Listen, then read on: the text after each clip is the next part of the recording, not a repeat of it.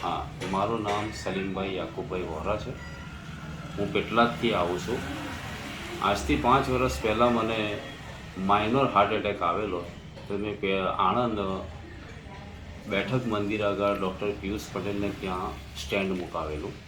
ત્યાર પછીથી 5 વર્ષ પછીથી મને ફરી સામાન્ય તકલીફ થવાથી મેં આ દવાખાનું ના પેલું દવા તુલિપ દવાખાનામાં મેં કાર્ડિયોગ્રામ કરાવડાવ્યો, એનું પેલું ઇકો કરાવડાવ્યો. તો ડૉક્ટરને થોડો ડાઉટ લાગ્યો ને એમણે એવું કહ્યું હતું કે તમે રિપોર્ટ કઢાવો. રિપોર્ટ કઢાવવાથી બી થોડો કોલેસ્ટ્રોલ આવ્યો.